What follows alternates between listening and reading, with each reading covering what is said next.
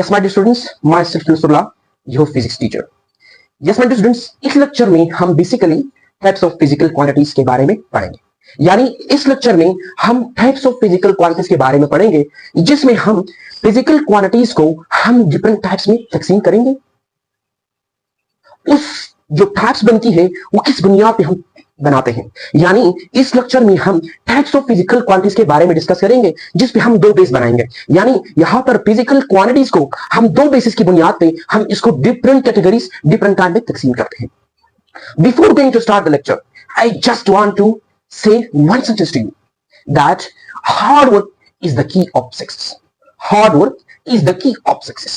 It means that your success is totally depend upon your hard work. हाँ, यानी मैं इस सेंटेंस को जो मैंने कहा है कि हार्ड वर्क जो है वो क्या है, यानी सक्सेस की जो की है वो हमारे पास क्या है, वो हार्ड वर्क है। यानी अगर आपने इस अपनी जिंदगी में कामयाब होना है तो आपके लिए तो आपको मेहनत करने की जरूरत है। मैं आपको इस सेंटेंस को एक एग्जांपल के थ्रू समझाने की कोशिश करूंगा।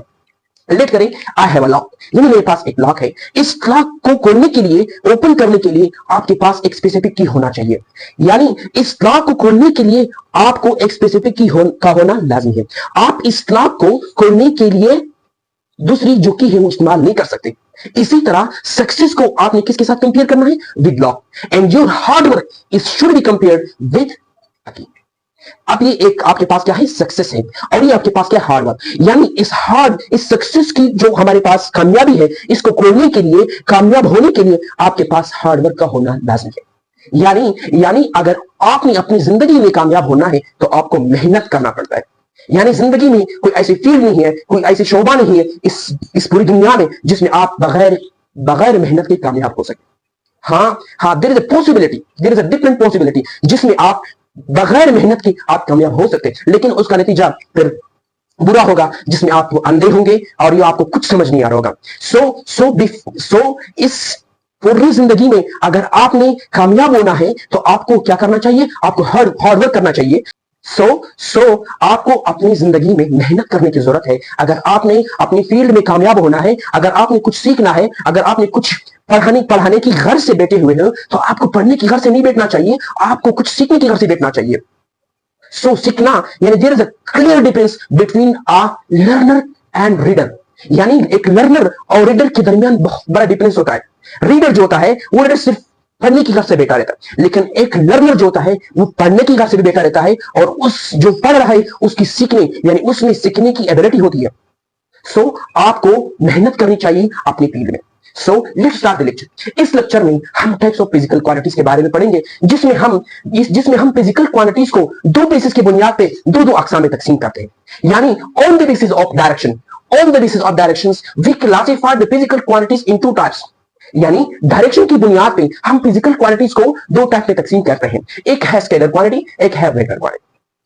दूसरी बात, यानी on the basis of dependency, यानी डिपेंडेंसी की बुनियाद पे हम फिजिकल क्वांटिटीज को दो टाइप में तकसीम करते हैं, एक है बेस क्वांटिटी, एक है डिराइव्ड क्वांटिटी। ये डिराइव्ड और बेस क्वांटिटी को इंशाल्लाह हम नेक्स्ट लेक्चर में डिटेल से पढ़ेंगे कि how we can define base quantity and how we can define derived quantity and what does it mean.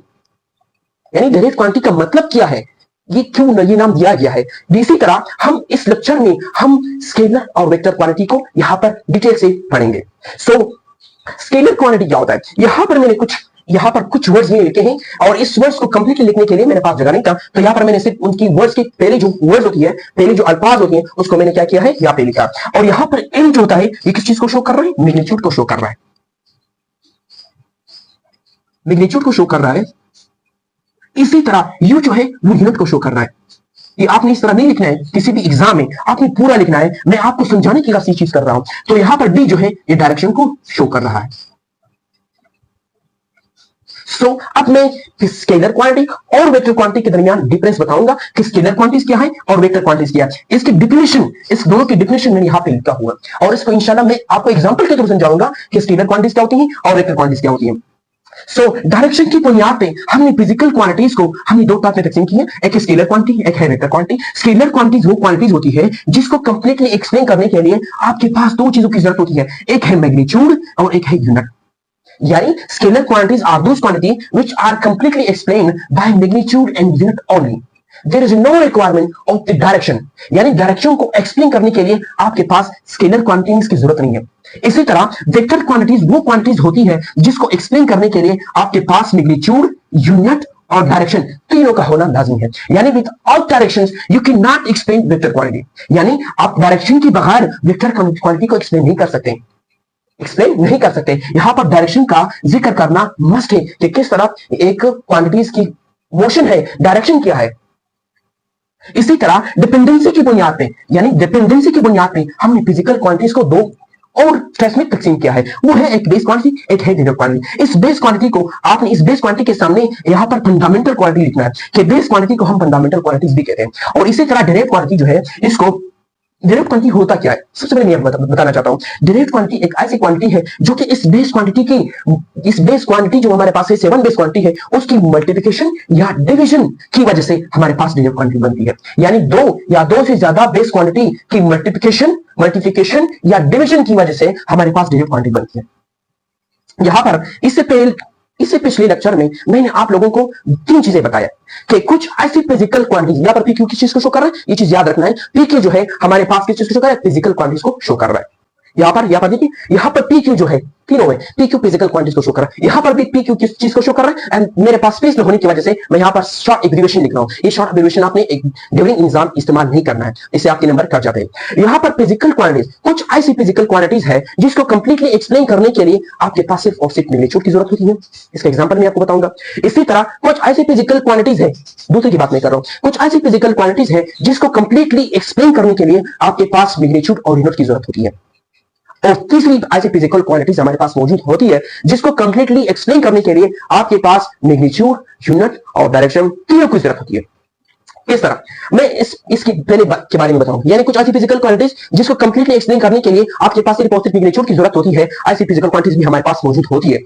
सो वो जो हमारे पास क्वांटिटी है जिसको सिर्फ मैग्नीट्यूड की जरूरत होती है, उसके एग्जांपल्स हमारी first year, second year, 9th 10th, there is a different type of physical quantities जिसको कंप्लीटली एक्सप्लेन करने के लिए आपके पास सिर्फ मैग्नीट्यूड बता दो तो आपको पता चल जाएगा कि वो कौन सी फिजिकल क्वांटिटीज है। मैं यहां पर 3 एग्जांपल आपके साथ शेयर करने जा रहा हूं। वो है रेशो टोटली डिफरेंट कंसेप्ट है। यानी कुछ स्टूडेंट्स रेशियो जो होता है वो 2 नंबर के डिवीजन को शो कर रहा होता है, लेकिन फिजिक्स में रेशियो डिफरेंट है। फिजिक्स में रेशियो जो है दो सेम फिजिकल क्वांटिटीज की डिवीजन फॉर्म को हम क्या कहते हैं, रेशियो कहते हैं। ये चीज आपने याद रखना है कि रेशियो जो होता है ये एक डिवीजन फॉर्म होती है दो सेम फिजिकल क्वांटिटीज की। यानी जब दो सेम फिजिकल क्वांटिटीज की जब हम डिवाइड करते हैं तो हमारे पास क्या बन जाता है, वो रेशियो बन जाता है। इस वजह से हमारे पास वो सेम यूनिट होने की वजह से हमारे पास कैंसलेशन होती है, इस वजह से कोई यूनिट नहीं होता। दूसरी बात, इसका जो एग्जांपल है वो है रेशियो, और यहाँ पर रिपीटेटिव इंडेक्स, और यहाँ पर हमारे पास dielectric constant. There is a lot of the examples of the physical quantities which require only magnitude, यानी there is a lot of the, यानी हमारे बुक में बहुत सी ऐसी क्वांटिटीज मौजूद है जिसको एक्सप्लेन करने के लिए आपके पास एक पॉजिटिव मैग्नीट्यूड की जरूरत होगी। दूसरी बात, कुछ ऐसी फिजिकल क्वांटिटीज होती है जिसको एक्सप्लेन करने के लिए आपके पास सिर्फ मैग्नीट्यूड और यूनिट की जरूरत होती है, और वो हमारे पास क्या होती है, स्केलर क्वांटिटी। यहाँ पर मैंने आपको एक्सप्लेन की। तीसरी बात ये है कि कुछ ऐसी फिजिकल क्वांटिटीज भी हमारे पास मौजूद होती है जिसको एक्सप्लेन करने के लिए आपके पास मैग्नीट्यूड, यूनिट और डायरेक्शन की जरूरत होती है, और वो हमारे पास क्या है, वेक्टर क्वांटिटी होती है। और यहाँ पर वेक्टर क्वांटिटीज में आपने याद रखना है, डायरेक्शन का जिक्र आपने जरूर करना है, यानी डायरेक्शन का होना मस्ट है, इसको आपने डायरेक्शन का जिक्र करना है। तो यहाँ पर ये हमारे पास उसकी टाइप्स ऑफ फिजिकल क्वांटिटीज है कि हम फिजिकल क्वांटिटीज को किस बुनियाद पे और कितनी अकसाम में तकसीम करते हैं। सो यहाँ पर डायरेक्शन की बुनियाद पे 2 में तकसीम करते हैं, डिपेंडेंसी की बुनियाद पे हम 20 को 2 में तकसीम करते हैं।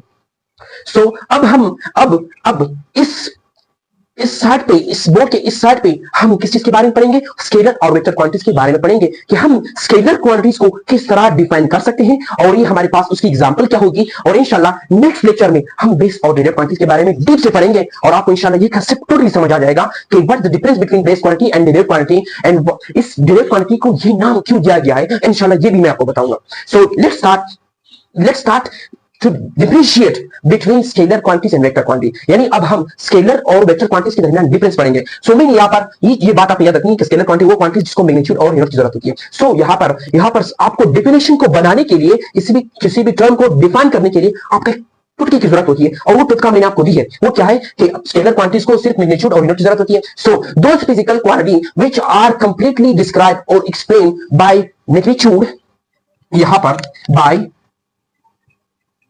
by magnitude and unit only, यानी वो फिजिकल क्वांटिटी जिसको कंप्लीटली एक्सप्लेन करने के लिए आपके पास सिर्फ और सिर्फ मैग्नीट्यूड और यूनिट की जरूरत होती है, ऐसी फिजिकल क्वांटिटीज क्या कहलाती है? स्केलर क्वांटिटीज कहलाती है। दूसरी बात, यहां पर वेक्टर क्वांटिटीज क्या होती है? वेक्टर क्वांटिटीज मैंने यहां पर खुद का दिया है कि वेक्टर क्वांटिटीज वो क्वांटिटीज है जिसको कंप्लीटली एक्सप्लेन करने के लिए, कंप्लीटली डिस्क्राइब करने के लिए आपके पास magnitude, unit as well as direction की जरूरत होती है। यानी वेक्टर क्वांटिटीज में डायरेक्शन की जिक्र होती है, लेकिन स्केलर क्वांटिटी में डायरेक्शन का जिक्र नहीं होती।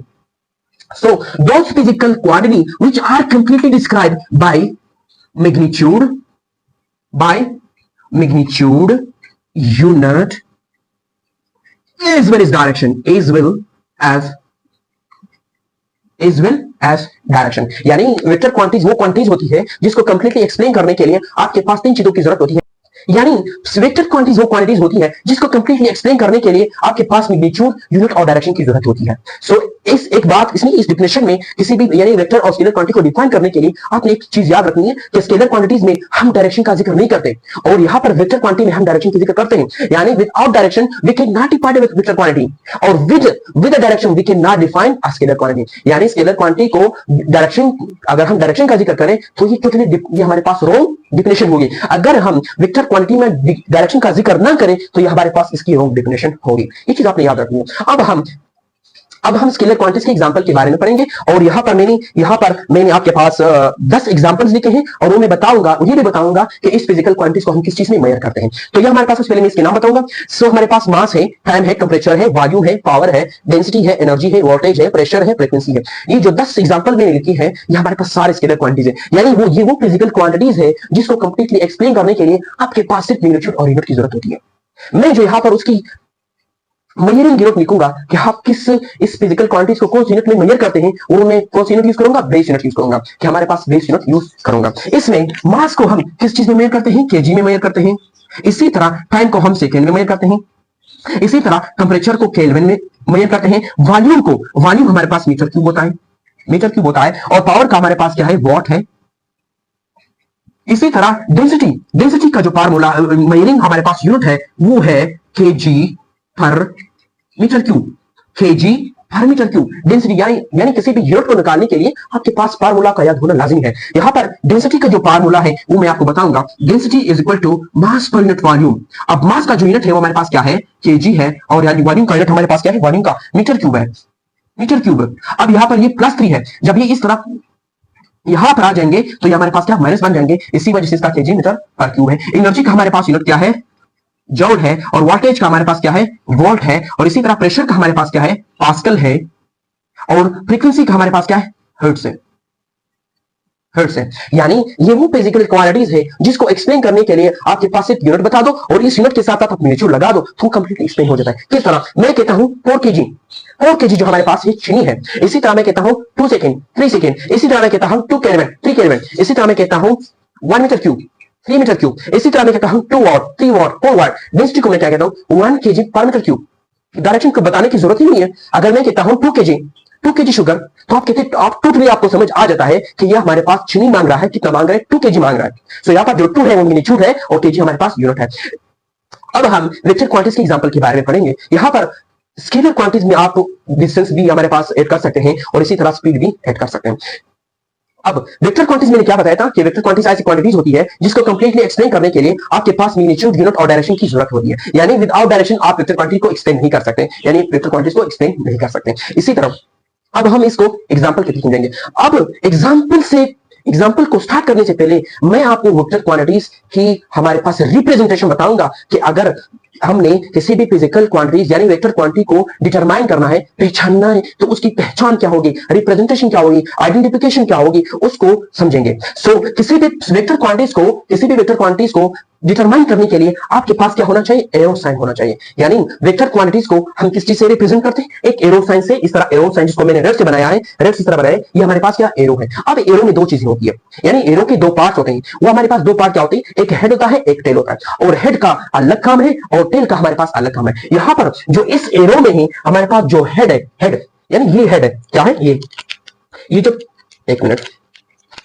यहां पर ये जो है इसको क्या कहते हैं, हेड कहते हैं। अब ये जो हेड है ये किस चीज को रिप्रेजेंट कर रहा है, ये हेड है, हेड जिस चीज को रिप्रेजेंट कर रहा है डायरेक्शन को, कि यार ये जो हमारे पास इस वेक्टर क्वांटिटीज की आप बात कर रहे हो इसकी डायरेक्शन इस तरफ है। अगर ये हमारे पास एरो इस तरफ था तो इसकी डायरेक्शन इस तरफ होगी, अगर इसके ऊपर की तरफ है तो हमारे पास की डायरेक्शन इस तरफ होगी। यानी head of the arrows show the direction of the vector quantities. इसी तरह हमारे पास पॉइंट ए से लेकर यहां तक हेड के स्टार्ट होने से पहले, यानी जहां से हेड स्टार्ट होता है तो वहां तक जो हमारे पास होती है, जो फासिला होती है, जो डिस्टेंस होती है, इसको हम क्या कहते हैं, टेल कहते हैं, टेल ऑफ द एरो कहते हैं। जो हमारे पास टेल होती है वो किसी भी वेक्टर क्वांटिटी से किस चीज को शो कर रहा है, मैग्नीट्यूड को शो कर रहा है। So head of the arrow shows direction of the vector quantities and tail of the arrow shows magnitude of the vector quantities. ये बात आपने याद रखनी। अब हम एग्जांपल के बारे में पढ़ेंगे कि हमारे पास वेक्टर क्वांटिटीज की एग्जांपल क्या होगी। वेक्टर क्वांटिटीज की जो एग्जांपल है वो हमारे पास क्या है, डिस्प्लेसमेंट है, वेलोसिटी है, एक्सेलरेशन है, मोमेंटम है, फोर्स है। यानी जो मैंने आपको 5 एग्जांपल दी है, एक ऐसी फिजिकल क्वांटिटीज है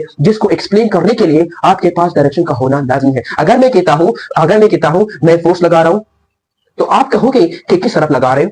अगर let me explain it more. अगर एक कार है, ये लेट करें, एक कार है, मेरे एक कार है, अब मैं इस पे फोर्स लगा रहा हूं, इस पे क्या लगा रहा हूं, फोर्स लगा रहा हूं। अब मैं इस पे फोर्स लगा रहा हूं, मैं किस तरह फोर्स लगा रहा हूं, मुझे डायरेक्शन मालूम है कि मैं इस कार पे, लेट मी कि मैंने इसको मरकर को कार से कंसीडर किया है कि हमारे पास कार है। अब इस कार पे मैं फोर्स लगा रहा हूं, फोर्स किस तरफ लगा रहा हूं, इस तरफ लगा रहा हूं, तो इसकी मोशन इसी तरफ होगी। सो अब हम इस फोर्स जो हम लगा रहे हैं इस कार पे, गाड़ी पे, तो उसकी डायरेक्शन हमें मालूम है कि किस तरफ हम लगा रहे हैं। तो ये हमारे पास एक फोर्स हमारे पास क्या होगी, एक वेक्टर क्वांटिटी होगी।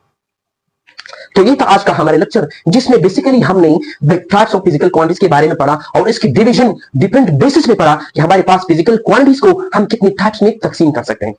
सो आई होप आपको समझ आया होगा कि हमारे पास वेक्टर और स्केलर क्वांटिटीज की डिफरेंट हमारे पास इनके दरमियान हमारे पास डिफरेंशिएट किया है, हम किस तरह इसको डिफरेंशिएट कर सकते हैं। और आपको ये भी समझ आया होगा कि फिजिकल क्वांटिटीज को किस बुनियाद पे और कितनी अकसाम में तकसीम करते हैं। और ये नोट जो मैंने लिखे हैं नीचे, ये टाइप्स ऑफ फिजिकल क्वांटिटीज पे नीचे, ये मैंने इसको पिछले लेक्चर में भी पढ़ाया है, आप लोगों को बताया है। यहाँ पर फिर उस लेक्चर में मैंने आप लोगों को रिफ्लेक्टिव इंडेक्स के 2 एग्जांपल दी है, जिसमें मैंने वाटर और हमारे पास गिलास की जिक्र की है कि किस तरह हमारे पास ये ऐसी फिजिकल क्वांटिटीज है जिसको कंप्लीटली एक्सप्लेन करने के लिए आपके पास एक मैग्नीट्यूड की जरूरत होती है। अगर आपको कोई भी क्वेश्चन हो तो आप पूछ सकते हैं, कमेंट में जरूर पूछिए कि सर ये एग्जांपल किस तरह हमारे पास, ये क्वांटिटी हमारे पास किस तरह वेक्टर क्वांटिटीज है और ये क्वांटिटीज किस तरह हमारे पास स्केलर क्वांटिटीज है। यानी अगर आपके ज़हन में हर किस्म की क्वेश्चन हो आप पूछ सकते हैं, इंशाल्लाह आपको उसका जवाब मिलेगा। Thank you.